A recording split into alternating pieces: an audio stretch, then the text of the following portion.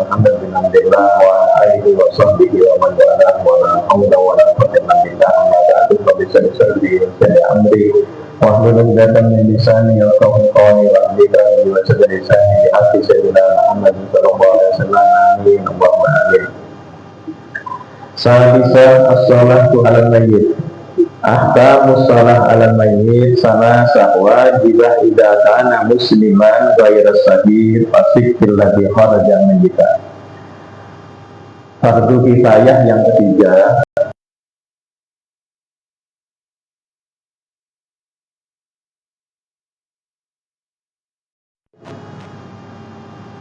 hukum menyolati mayit itu ada tiga. Yang pertama, hukumnya wajib jika yang mati itu orang muslim. Pokoknya muslim wajib disolati. Latar belakangnya apa, yang penting dia muslim tetap wajib disolati. Entah dia penjudi, entah dia pemabuk, zina, apapun, nah, selama dia masih muslim wajib disolati. Paham ya? Nah, cuma begini, kalau tradisi di Jawa itu ya, kalau ada mayit nggak sholat, ada mayit selama hidupnya nggak sholat, itu ulamanya nggak nyolati, tapi santrinya yang nyolati. Apa alasannya? Pertama, ya, untuk dijadikan shock terapi. Jadi artinya biar orang itu nanti mikir-mikir nanti, oh, saya kalau nggak sholat, kalau saya nggak sholat nanti nggak disolati sama ulama saya, begitu. Nah, ya. Begitu. Karena di sana sak nakal-nakalnya orang tetap hormat sama ulama. Begitu. Jadi kalau misalkan nggak disolati kayak apa nanti, begitu. Itu yang pertama alasannya. Yang kedua, ya, alasan kenapa ulama-ulama di sana itu tidak mau nyolati mayit yang semasa hidupnya nggak sholat, karena takut kena balaknya. Orang yang nggak sholat, setiap harinya itu turun 1000 laknat dari Allah Ta'ala. Paham ya? Jadi sampai jangan dekat-dekat dengan orang yang sholat itu bahaya. Sampai kalau iblis itu sekali dilaknat sama Allah Ta'ala. Jadinya kayak gitu. Nah, ini orang nggak sholat itu setiap harinya turun 1000 laknat kepada dia. Jadi takut dia, dekat-dekat takut balaknya kena ke dia. Jadi rata-rata ulama itu nggak nyolati mayit yang semasa hidupnya itu nggak sholat, tapi ada santrinya yang nyolati. Saya mungkin cerita di mana nggak ini sudah ya. Saya juga menempati rumah yang sekarang itu ya. Itu pagi-pagi nempati, malam pertama terawih, begitu. Terus saya ngomong sama tukang, itu masih belum selesai rumah. Jadi jendelanya masih nggak ada, tapi tak tempati lah dia rumah itu bisa dibuat harusan Quran, begitu. Saya ngomong sama tukang, sampai Ramadan kerja apa enggak? Kerja tak? Beneran tak? Iya kerja. Saya bilang libur aja sudah, itu nggak tega. Melihat orang kerja untuk aja nggak tega saya. Enggak Pak, saya tetap kerja. Tak kasih tawaran lagi sama saya. Gimana kalau sampai kerjanya malam aja? Jadi sampai pagi tidur sekali. Ya, sampai bisa itu terserah apakah terawih atau enggak. Sampai kerja jam 12 selesai. Enggak Pak, siang aja Pak. Benar enggak? Ya. Tapi besok itu enggak kerja ya. Baru hari keduanya kerja, jadi. Enggak tahunya ketika kerja enggak puasa di situ. Ngamuk saya gitu. Apa sebenarnya? Jangan ngambil air saya. Enggak ribet. Akhirnya bawa air sendiri dari kita. Saya terus malunya enggak ketumilan sudah sama tetangga di situ. Ini rumahnya Ustaz tapi Pak tukangnya nggak puasa. Lah orang kalau nggak puasa mesti nggak sholat. Orang kalau nggak puasa mesti nggak sholat. Ya? Pas hari raya itu, pas hari raya itu, saya silaturahim, nggak taunya saya jatuh, sak keluarga jatuh, istri sama anak lempar aja jatuh. Itu saya 1 bulan sholat nggak bisa berdiri. Mikir saya, oh ini balaknya orang nggak sholat ini. Padahal saya merintahkan mereka sholat, ya, terus melarang mereka kerja di Ramadan, tapi dekat-dekat dengan mereka, kena galaknya juga ternyata. Nah, ini hati namanya. Paham ya? Ini meskipun demikian, yang penting selama dia muslim tetap wajib disolati. Paham ya? Terus yang kedua, muharramatun bidana syahida ma'rakatul kufar au sittan kharaja mayyitan au kafiran.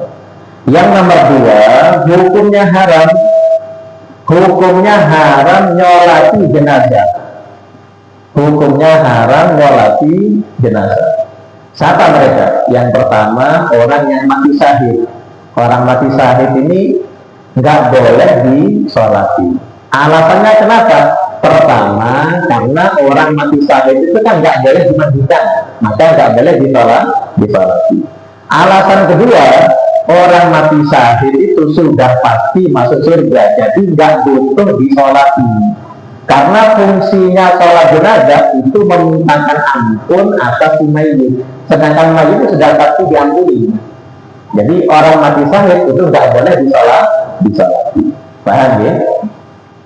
Terus yang kedua kan kalau jadi yang kedua, bayi keguguran,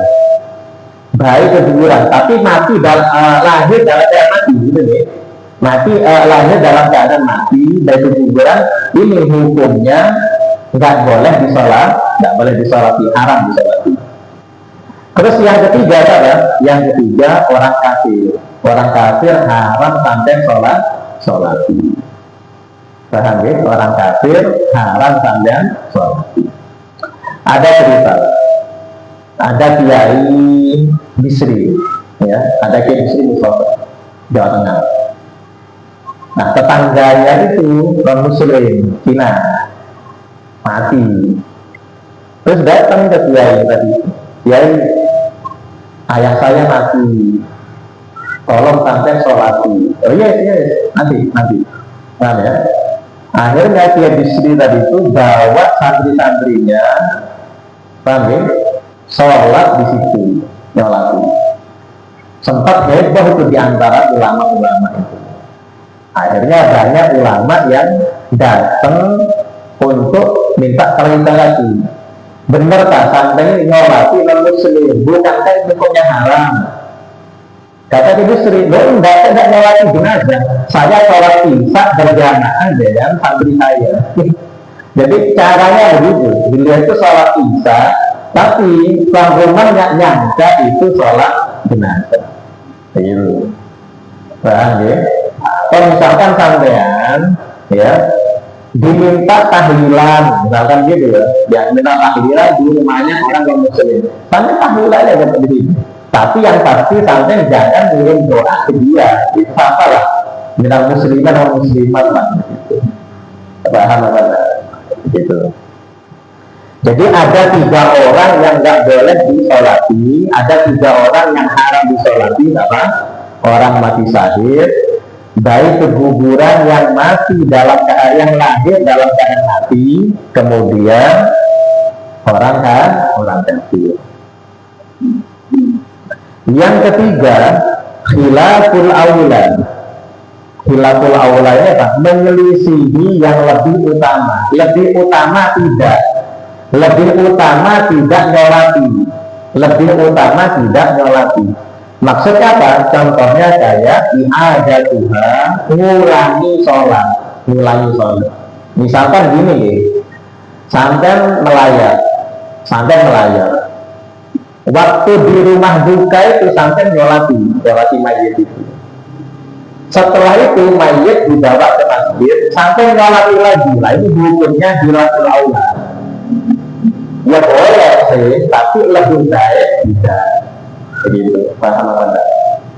Anda beda kalau misalkan begini, ini masjid full, kan ya?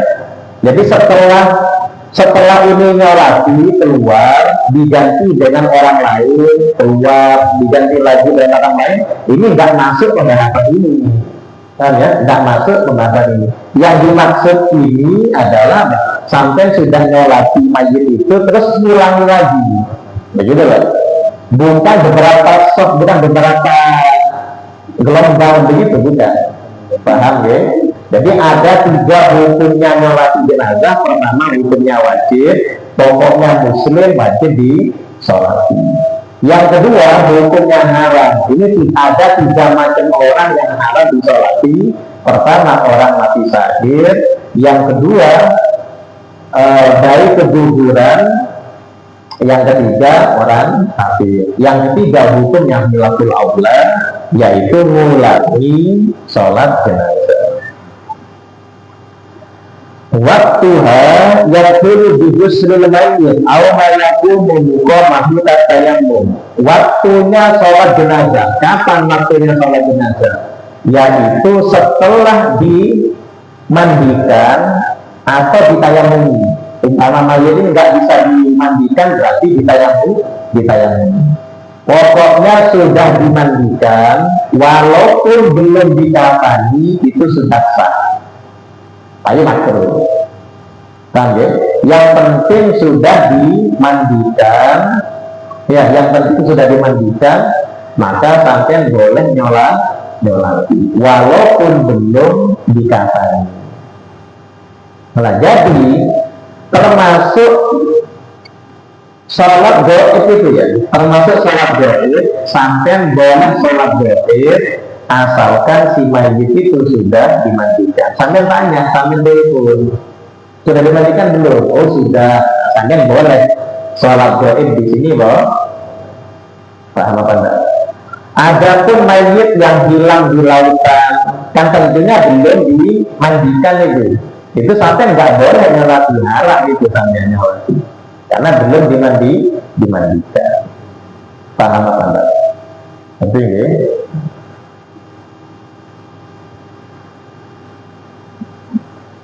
Surutuha kasuruti shalah min satril aurah wastibbalil qiblah wa ghairi dzalik. Syaratnya sholat jenazah sama kayak syaratnya sholat pada ininya. Artinya yang sholat itu wajib tutup aurat, wajib punya wudhu, harus suci dari najis, ngadep kiblat, paham ya? Nah, seperti sama gitu. Paham ya?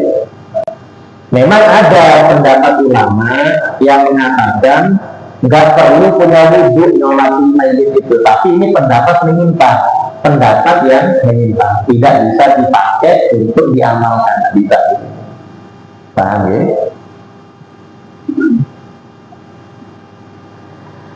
Nah, sampai di sini ada yang dibahas dulu. Silakan. Kategori sahih saya kasih amalkan mayitnya, yang tidak dilakukan perang apa saja atau guna rumah tangga, misalkan itu batu pohon tinggal, ya itu yang pertama kategori. Ada nggak kira-kira waktu sholat jenazah itu istilah masjid gitu?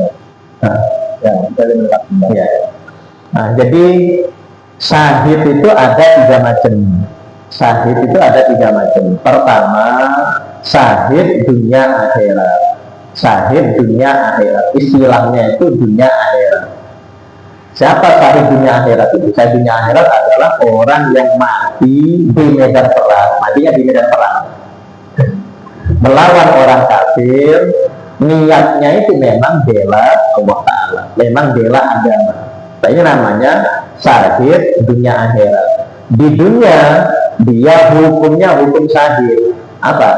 Nggak boleh dimandikan, nggak boleh disolati. Di akhirat dia mendapat pahala masuk surga tanpa hisab, itu namanya syahid dunia akhirat. Yang kedua, ada istilah syahid dunia toh, syahid dunia saja, yaitu orang yang mati di medan perang melawan orang kafir, tapi niatnya bukan karena Allah, niatnya ingin jadi pahlawan, niatnya ingin dikenal pemberani, niatnya ingin dapat harta rampasan perang. Ini namanya syahid dunia. Iya, kenapa dinamakan syahid dunia? Ya di dunia dia nggak boleh dimandikan, nggak boleh disolati, tapi di akhirat dia nggak dapat apa-apa. Nggak dapat apa-apa, gara-gara niatnya itu bukan karena Allah Ta'ala. Maka dinamakan syahid dunia, karena kita nggak tahu niatnya orang.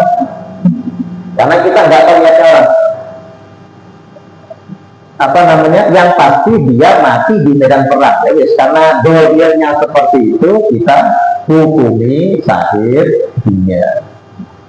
Kan ya, tapi di akhirat dia nggak dapat apa-apa. Lah yang ketiga, ada namanya syahid akhirat. Syahid akhirat itu banyak. Ya, contohnya itu banyak syahid akhirat. Contohnya apa? Orang yang mati ketika mencari ilmu seperti Nabi, itu namanya syahid akhirat. Orang yang mati sakit perut, orang yang mati kebakaran, mati kerobohan bangunan, mati tenggelam, ya, nah, itu namanya syahid akhirat. Atau mati karena melahirkan, misalkan gitu ya, itu namanya syahid akhirat. Nah, syahid akhirat ini di dunia sama kayak orang pada umumnya, wajib dimandikan, dikafani dan seterusnya. Tapi di akhirat dia dikumpulkan bersama orang mati syahid. Paham ya? Nah, untuk masalah sholat jenazah itu pun ada istilah masbuk nantinya. Anda lihat juga setelah itu. Ya, ada istilah masbuk juga. Misalkan ketinggalan apa namanya fajar pertama, misalnya begitu ya. Ada lagi? Silakan.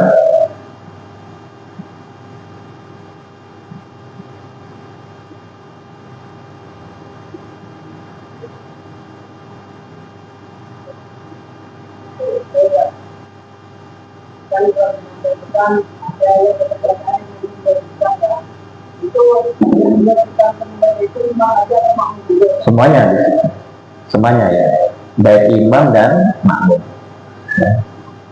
Katakan kita ini hafal, ya dihafal, bukan doanya doanya apa bisa kan kita artinya dalam hati mendoakan imanin bulan mereka. Doanya itu simpel aja sebenarnya. Punya doanya itu Allah maghfir lahu warhamhu, cukup sudah di situ. Ya, iya, jadi masa ada apa misalnya gitu ya. Jadi hanya cuma Allah maghfir lahu warhamhu, ya warhamhu gitu cukup sudah. Ada lagi?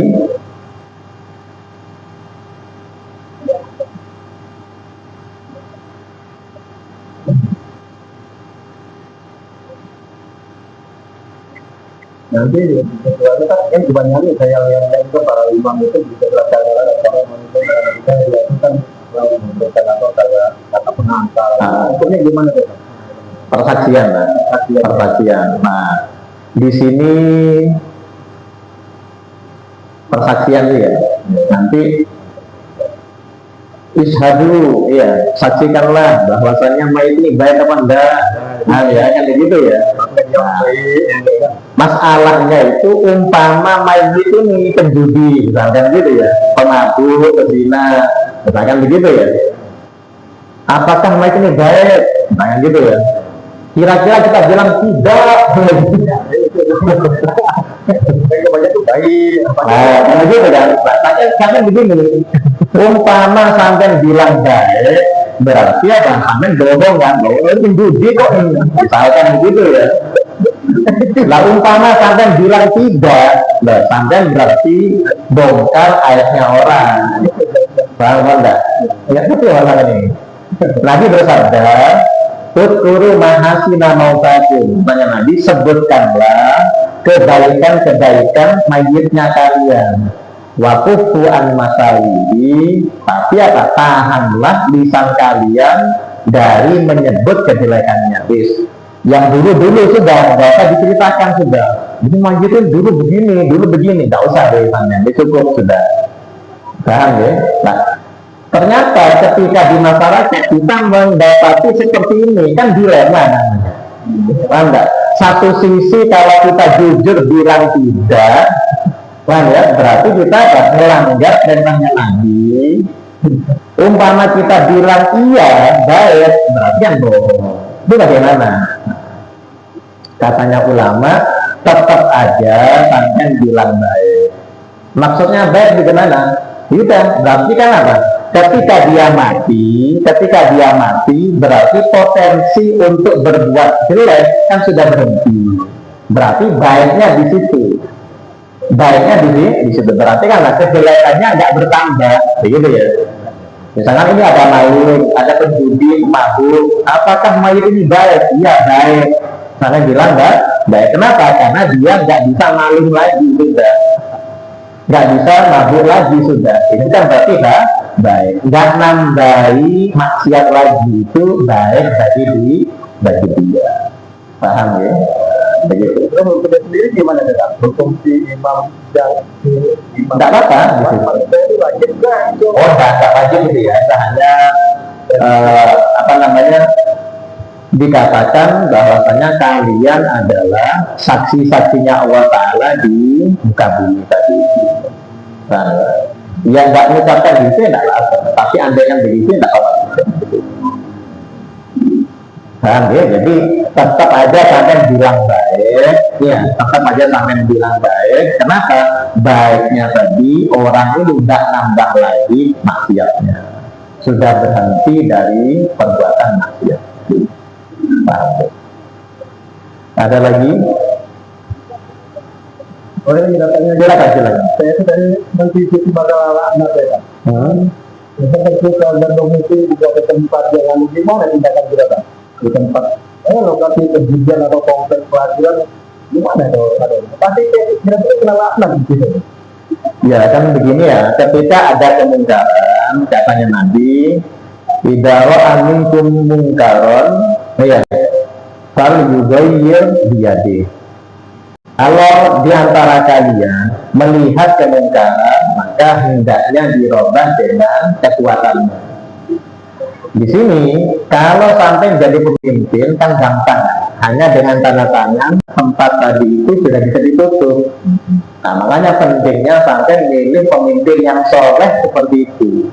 Umpama ada hal-hal seperti itu bisa ditutup hanya dengan tanda tangan, nggak perlu sampai demo berjilid-jilid sampai. Itu berarti apa? Dia mengingkari dengan kekuatannya, Nah, kalau sampai bisa silat, sampai bubarkan tempat maksiat itu, berarti apa? Tidak apa-apa begitu. Au bilisani, atau kalau sampai nggak mampu, maka dengan lisannya. Ya, dengan lisannya. Sampai nasihati, ini nggak boleh seperti ini. Mosok sampai apa? Mau mabuk, lawang ini dekat masjid kok sampai ini. Nasihati. Ya tentunya nasihati ya enak-enak juga orang nasihati tadi itu. Misalkan apa berdua didatangi ke rumahnya. Ya pertama mungkin apa dia nggak terima dibutuhkan. Tapi kalau sampai niatnya ikhlas, insya Allah nasihatnya masuk ke dalam hati. Paham ya? Terus yang ketiga, kalau nggak mampu, nggak punya kekuasaan, terus nggak bisa nasihati, paling tidak lebih, ya maka dengan hatinya paling tidak hatinya sampai itu nggak setuju dengan adanya kemaksiatan itu, begitu. Karena kalau sampai ridho, sampai dapat maksiatnya, dapat dosanya, walaupun sampai nggak melakukan. Misalkan apa? Ada perjudian di satu tempat, sampai ridho. Ya, walaupun sampai tidak itu judi, sampai dapat dosa judinya karena ada ridho. Paling tidak hatinya sampai nggak setuju. Ya, perkara sampai nggak kuat, yang nggak mampu dengan dua tahapan yang pertama itu, paling tidak sampai tidak setuju adanya maksiat itu dengan hatinya. Jadi hukum laknat sendiri itu jatuh tetap ya? Ya, iya di situ. Nah.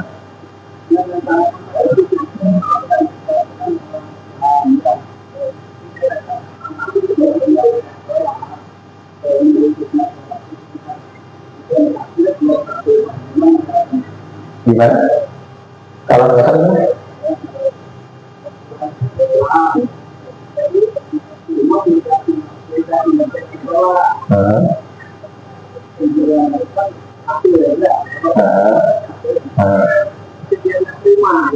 Nah, jadi gini ya, memang ada hadis yang dohirnya itu, dohir lapatnya hadis itu menyebutkan orang yang sholat, yang nggak sholat itu kafir di situ.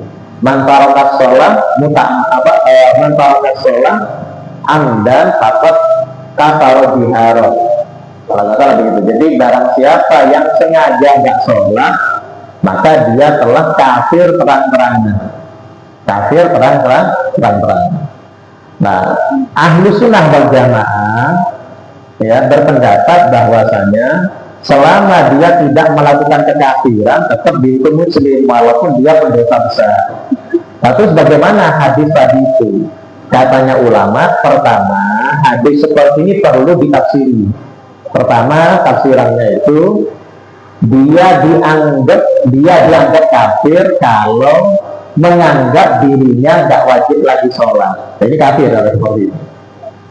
Kan ya, kan ada kan beberapa orang itu ya, oh saya ini sudah nyampe, saya ini sudah makrifat, saya ini nggak wajib sholat lagi. Nah, seperti kafir seperti ini. Kalau seperti ini kan kafir. Paham ya? Jadi kalau ada orang menganggap dirinya nggak wajib sholat lagi, nah ini kafir, pasti kafir. Paham ya? Tapi kalau misalkan, kenapa saya nggak sholat? Males. Paham ya? Males. Kenapa nggak sholat? Walaupun sholat nggak kayak juga, kayak gitu ya. Nah ini nggak mati. Tapi kalau misalkan nggak wajib, ya, itu sudah makrifat, ya, sudah hakikat, ya, ini kafir seperti itu. Atau makna daripada kafir itu, maksudnya katanya ulama tafsiran kedua ya, tafsiran kedua. Meninggalkan sholat itu kayak kafir, mendekati kan kafir. Begitu. Jadi ulama kita itu sangat berhati-hati sekali, tidak gampang mengkafirkan orang. Ya, selama dia masih meyakini Allah, masih meyakini Nabi Muhammad, maka dia masih dikatakan muslim masih, walaupun nggak sholat. Jadi tafsiran hadis tadi itu pertama itu dianggap kafir kalau nganggap sholat itu nggak wajib lagi. Atau tafsiran kedua, perbuatannya itu sudah dekat-dekat dengan kekafiran. Paham ya? Ada lagi?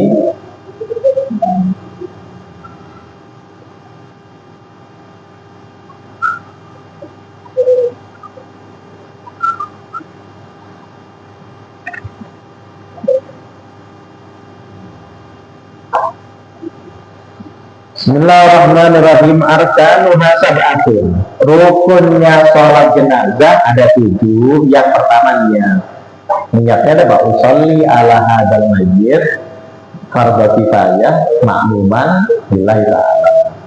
Panggil usolli ala hadal mayyit fardhu kifayah ma'muman lillahi ta'ala. Walaupun tidak mengucapkan arba'at takbiratin, tidak apa-apa itu sunnah. Mengucapkan arba'at takbiratin itu sunnah. Usolli ala hadal mayyit ya fardhu kifayah makmuman dan ta'ala.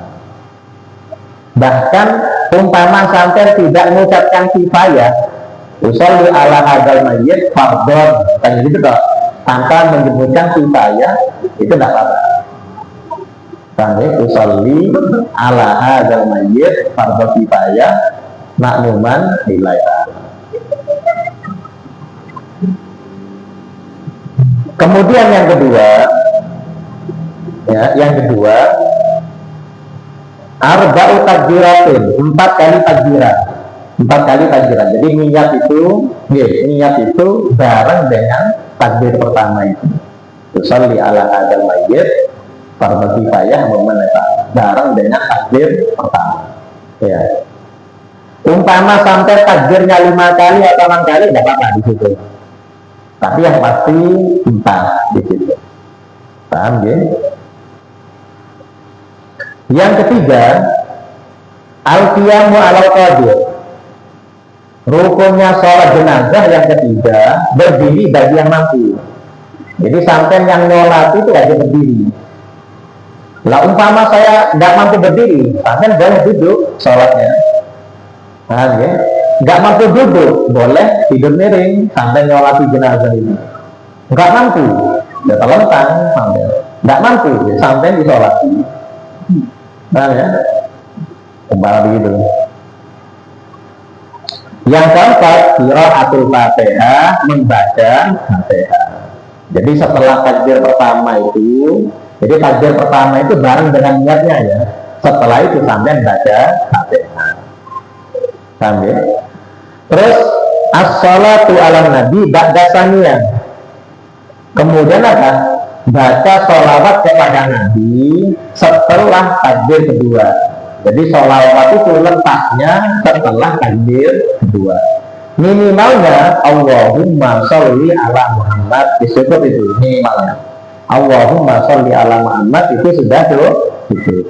Tapi yang afdal itu sholawat Ibrahimiyah. Allahumma sholli ala sayyidina Muhammad wa ala sayyidina Muhammad kama shallaita ala sayyidina Ibrahim sampai akhir itu. Tapi minimalnya Allahumma sholli ala Muhammad, begitu ya, setelah takbir kedua. Paham ya? Coba kalian perhatikan di sini. Bagaimana Allah Ta'ala itu selalu mengenalkan kita kepada Nabi Muhammad. Ketika kita lahir, disunnahkan adzan. Adzan di situ ada sebutan Nabi Muhammad. Paham ya? Orang kafir yang masuk Islam itu harus syahadat. Syahadatnya nggak cukup kepada Allah, harus syahadat kepada Nabi. Lagi-lagi Nabi dikenalkan kepada kita. Paham ya?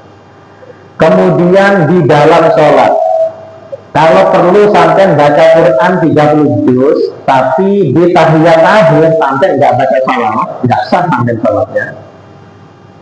Paham ya? Kemudian ada, bahkan sholat jenazah pun yang tidak ada tahiyatnya, ya sholat jenazah yang tidak ada tahiyatnya, itu masih sempat-sempatnya diwajibkan baca sholawat. Paham ya? Bahkan ketika sampai di alam kubur, bahkan ketika kita sudah di alam kubur, ketika kita ini apa yang ditanya di situ? Waman nabiyuka, siapa nabinya kamu? Sampai di alam barzakh pun kita dikenalkan kepada Nabi Muhammad.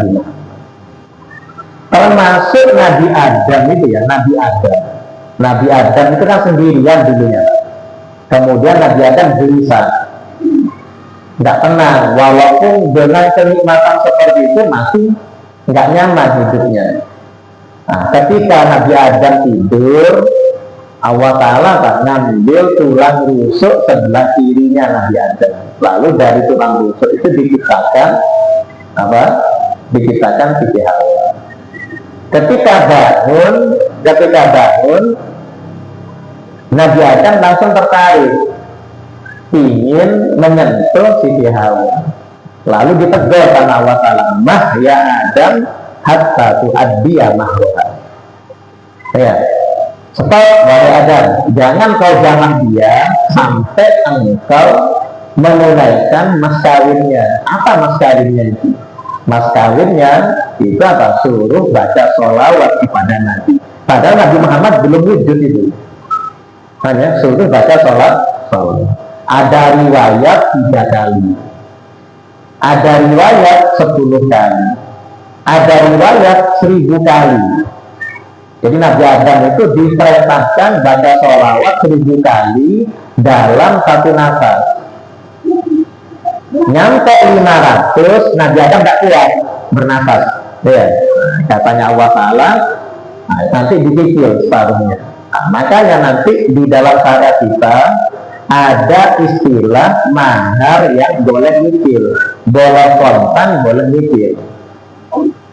Ya, saya terima nikahnya, ya, dengan mas kawin tersebut dibayar tunai, kontan berarti. Paham ya? Bahasa Arabnya kontan itu halan, Mbak. Qabil tu nikah wa tasbihah bil mahri masyhur halan. Ya, halan. Yang ngalahkan apa kemarin? Halan itu. Hah? Itu halan. Atau baik nyicil sampean. Saya terima nikahnya dengan mas kawin tersebut dibayar cicil. Boleh itu. Nah, istrinya boleh nolak hubungan sampai lunas. Ya kan malam pertama itu ya, suaminya dekati, enggak, saya enggak mau. Ayolah malam ini aja, enggak, ya, sampai kamu lunas, begitu. Lalu itu kan begitu. Paham ya, begitu. Terus yang berikutnya, ad-doa lil mayyit ba'da salisa, membaca doa kepada mayyit setelah takbir ketiga. Setelah takbir ketiga, paham ya? Setelah takbir ketiga itu baca doa untuk mayyit. Minimalnya Allahumma ighfir lahu warhamhu, itu cukup sudah. Kalau perempuan Allahumma ighfir laha warhamha. Paham ya? Nah, itu setelah ketiga ya. Setelah ketiga. Nah, kalau pakai mau panjang, ya ada yang panjang itu. Kalau nggak hafal nggak apa-apa, yang penting baca Allahumma ighfir lahu warhamhu itu sudah. Paham ya? Yang terakhir, ya kemudian takbir keempat. Setelah takbir keempat ini nggak wajib baca sampean. Setelah takbir keempat tidak wajib baca apapun. Tidak wajib. Cuma sunnah ada doa lagi di situ. Ya Allahumma la tahrimna ajrahu wa la taftinna ba'dahu wa ighfir lana wa lahu. Ya. Nah itu Rabbana la tuzigh qulubana ba'da itu loh Bang ya. Tapi enggak wajib itu sunnah. Ngerti ya? Nah, jadi apa tadi? Takbir pertama bareng dengan niat. Setelah itu sampai Fatihah. Kemudian sampai takbir kedua. Setelah takbir kedua sampai baca sholawat. Minimalnya Allahumma sholli ala Muhammad. Setelah itu sampai takbir ketiga. Setelah takbir ketiga ini sampai baca doa Allahumma ighfir lahu warhamhu. Ngerti ya? Terus sampai takbir keempat. Nah, setelah takbir keempat ini sampai minggu salam. Imam salam sampai salam juga. Ngerti ya? Jadi sebetulnya mudah ini. Caranya sholat jenazah itu sangat mudah. Jadi bacanya kan hanya ringkas saja. Gitu. Nah, yang ketujuh yaitu membaca salam. Membaca salam. Nah, sama seperti kayak salam di dalam sholat, yang wajib itu salam pertama. Yang wajib itu salam pertama. Salam keduanya itu sunnah. Paham ya? Nah, cuma kalau di dalam sholat 5 waktu salamnya itu assalamualaikum warahmatullahi, nggak pakai wabarakatuh. Paham ya? Nah, tapi kalau di dalam sholat jenazah sunnah ditambahi wabarakatuh. Tapi ada ulama yang mengatakan enggak. Ya, ada ulama yang mengatakan tidak perlu tambahi wabarakatuh. Jadi sama sampai warahmatullahi wabarakatuh. Nah, makanya untuk menengahi dua pendapat ini, maka kita bacanya begini Pak, assalamualaikum warahmatullahi. Nah, terus wabarakatuhnya sampai baca pelan wabarakatuh gitu. Assalamualaikum warahmatullahi. Terus wabarakatuhnya dibaca pelan. Jadi untuk menengahi dua perbedaan pendapat ini, jelas ya? Nah, sampai di sini Anda tanyakan? Posisi saya pernah mengalami jadi imam. Saya di komen bilangnya kalau yang perempuan begini posisi kepala. Oh iya. Nah, posisi saya tidak apa. Ada kita yang mengatakan. Iya betul. Jadi untuk posisinya imam ya. Kalau mayitnya laki-laki, posisi berdirinya imam itu dekat di kepala. Tapi kalau mayitnya perempuan, posisinya imam di sekitar pinggangnya itu. Nah, okay. Terus sekarang posisinya mayit. Kalau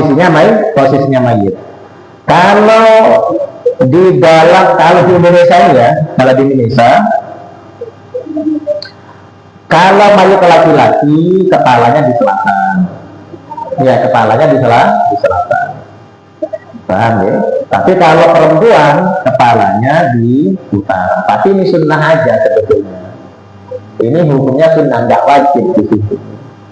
Posisi seperti itu, sunnahnya seperti itu. Jadi untuk perempuan kepalanya di selatan, kalau mayit laki-laki kepalanya di utara. Tapi ini sunnah, nggak wajib.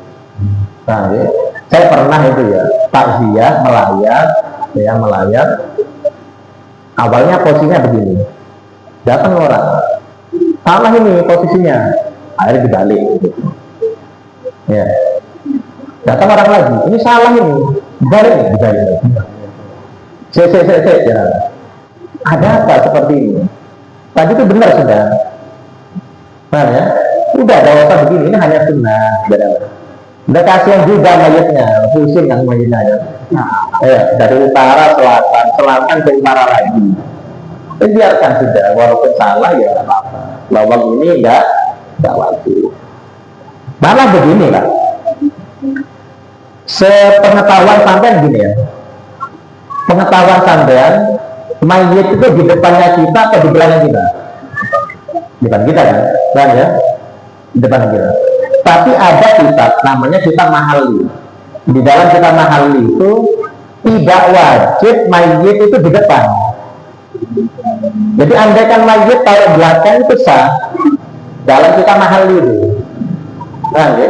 Tetapi kalau diamalkan di sini ribut kan ini, jelas ribut. Padahal di kitab itu boleh. Alasannya apa di sini? Alasannya karena mayit itu bukan imam, ngapain ke depan? Gitu lah maksudnya. Jadi di dalam kitab Mahalli seperti itu memang yang masyhur mayit itu taruh depannya mayit, depannya imam. Tapi apa? Dalam kitab Mahalli itu boleh mayit taruh belakang dan apa? Alasannya karena mayit itu bukan imam kita, ngapain taruh depan? Gitu. Paham ya? Makanya begini, kalau sampean pernah umrah atau haji, kan mesti ya setiap habis sholat itu kan mesti ada sholat jenazah itu.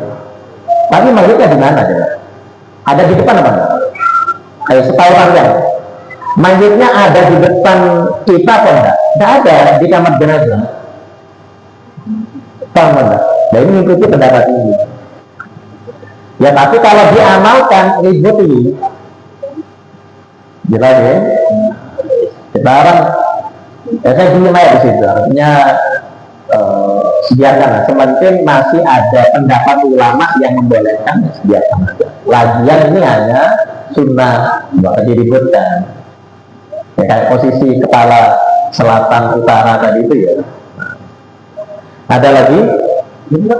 Bilangnya makmum itu kita tak sama kayak kita sholat satu atau misalkan bolehkah makmum satu panas jadi di dalam rumah itu wilayahnya maksudnya wilayah ya yang penting antara shot pertama dengan shot kedua tidak boleh lebih dari 150 meter ya. Cuma sunnahnya ada shotnya itu dibagi 3, minimal dibagi 3. Semakin banyak shotnya semakin bagus gitu. Sunnahnya begitu. Jadi artinya kita kalau kita sholat di belakang perempuan misalnya dengan perempuan itu kan tertutup rumahnya. Ini untuk laki-laki dengan berapa tahun itu perempuan. Kita masuk mau ikut gitu kan, di belakang perempuan itu sah nggak? Nggak sah kalau begitu. Jadi nanti setelah selesai kan sholat sendirian nggak apa? Sholat sendirian nggak apa? Perempuan ikut nyolat gitu maksudnya. Perempuannya tadi ikut nyolat. Ya nggak apa-apa perempuan ikut sholat nggak apa. Tapi ya laki-laki nggak boleh berada di shotnya perempuan gitu. Ada lagi?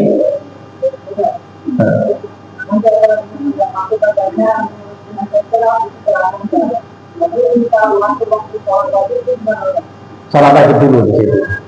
Salat wajib dulu baru salat jenazah. Ya. Tapi ini hanya kesunahan ya. Hanya kesunahan. Jadi artinya kan ya, saya pernah nih menjumpai tulisan ada kebetulan kalau kita itu menghormati mayat atau gimana tuh posisi mayat itu ya memutus sabda darun kayak ini kan minta pertama ya. Mayat cari situ dah. Ya enggak apa-apa sih. Ya, enggak apa-apa juga. Itu enggak mutus sebetulnya. Jadi bahkan umpama sok misalkan ini ya. Mimbar ini taruh sini waktu sholat itu tidak apa-apa, itu tidak dianggap memutus sholat. Termasuk adanya tiang itu tidak memutus sholat, ya, tidak memutus sholat. Ada lagi?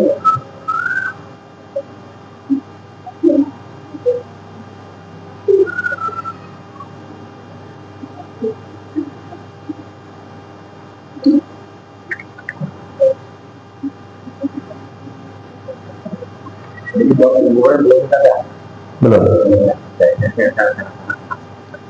Kemudian siapa yang lebih utama untuk nyolati mayit? Yang lebih utama nyolati mayit itu adalah kerabat paling dekatnya mayit.